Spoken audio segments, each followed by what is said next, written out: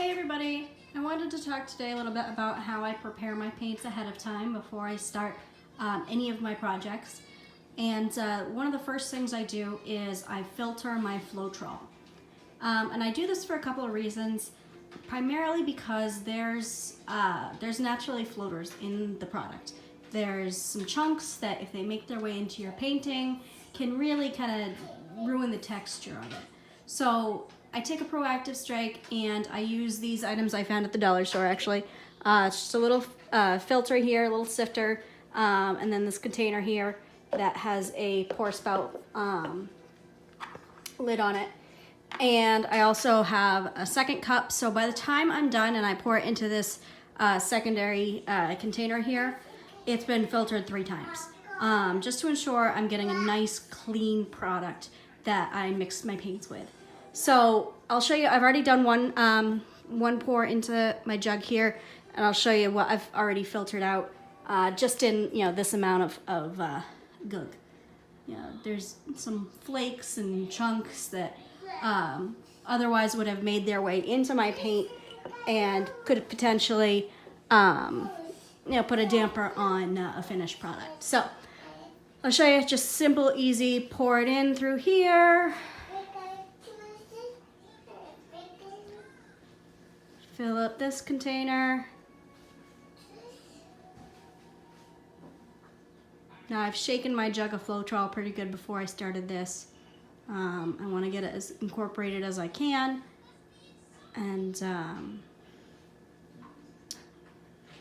I want to make as much of this ahead of time as I can, because I don't want to have to stop what I'm doing in the middle of a project and make some more, and you run out of paint, or you run out of running out of Floetrol can really put a damper on a project. Unfortunately, I learned that lesson last night.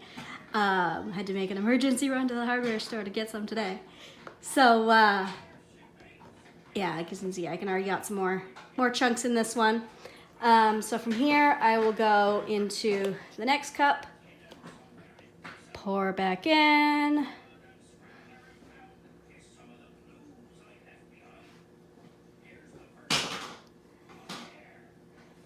There we go. So we're filtered twice at this point, and we're gonna do it one more time back into this jug. So theoretically, any flokes, chunks or floaters will be filtered out and won't make their way into my paints. Okay, last go. Here we are. Pour you.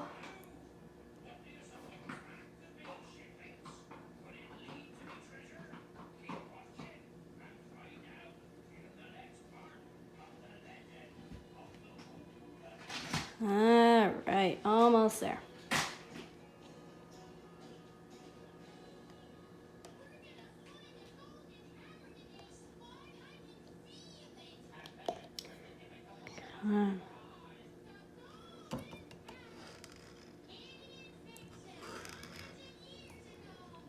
Okay.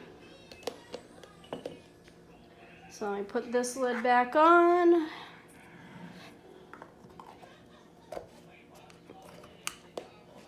And pour it into my filtered jug.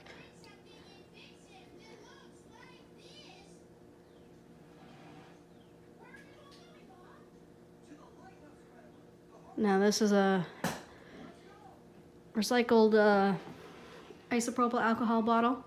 So it's got a nice little flip top here that I can use to easily dispense my Floetrol. There we go. And I'm just going to do this until this jug is filled and whatever's left can go into this container here. So my quart of Floetrol is almost done. I really wish I could have found it in a gallon today, but the hardware store I went to only had the quarts. I was bummed.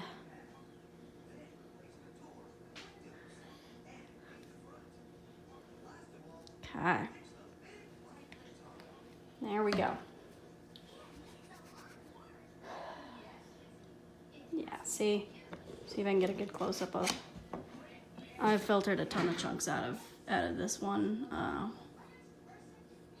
container here, so it's definitely worth doing, because it's a little bit of preparation ahead of time makes a world of difference. After I'm finished with this, I'll show you a little bit more about how I prepare my paints ahead of time, just to save some sanity, save some time, save some energy while I'm in the groove painting. All right, let's go.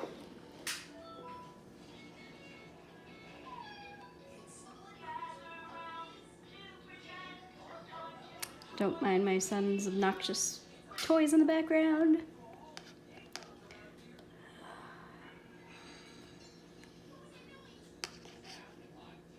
Okay.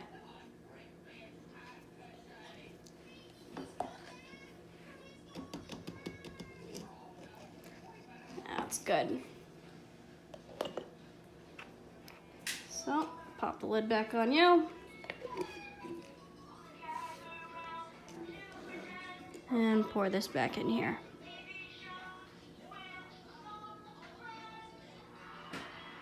Oh. So that 1 quart of Floetrol actually filled this jug of this leftover isopropyl jug perfectly. All right. So. Definitely gonna have to go pick up a gallon within the next few days, I can tell.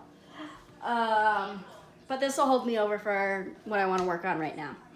So let me screw the cap back on here, and I'll show you a little bit more about what I do to prepare things ahead of time. So this has got a nice little squirt top. I use a lot of black and white, so I usually mix up a pretty big bottle of each, whether it's for flooding a canvas before I do a dirty pour, or you know, when I'm pouring a cup or creating a dirty pour cup, you know, layering in white and black throughout the cup just for, you know, contrast sake. It really helps to have them in those containers. So these are just condiment containers.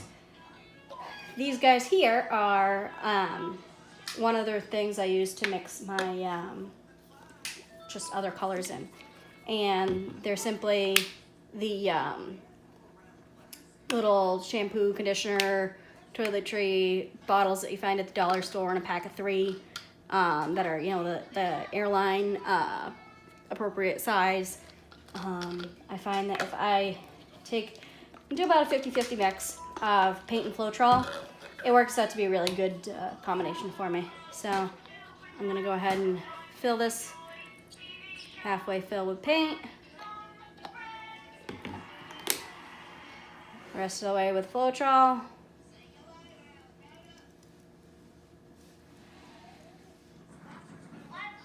And then I'll shake that up, mix it up real good. And this makes for really easy dispensing into, you know, as I'm creating a dirty pour cup. Shake this over here. So I'll do this ahead of time for all the colors that I plan on working with in one session. And it just really helps, especially if I have leftover paint, and, you know, if I were mixing them in a cup or, you know, a Dixie cup or something like that, it's harder to save and use more for next time.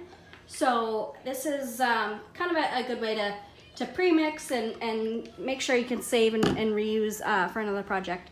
So I'll just do this ahead of time. I plan on using reds. I want to do this metallic blue I just picked up. So this is an Artist Loft one. I actually haven't played around with this. I think I may actually need to test the consistencies on these before I just assume a ratio 50-50. So I'm actually going to hold off on the metallic blue until I can experiment, because I think this is thicker than your typical, you know, Craft Smarts or Folk Arts big jugs here. But I will do a silver for you just to show you. you can do it also. Pour in the Floetrol first. And then the paint, doesn't matter. I just go for that 50-50 ratio. Nothing too scientific, just eyeball it. It seems to be working out pretty good for me so far, so I'm just gonna keep doing what I'm doing. But I wanted to share, you know, a little bit of preparation ahead of time goes a long way. And these are some of the tips and tricks I use to, behind the scenes to do what I do.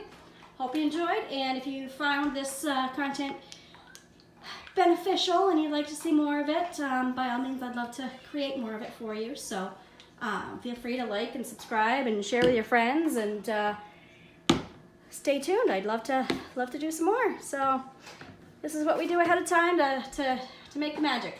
All right, thanks. Bye-bye.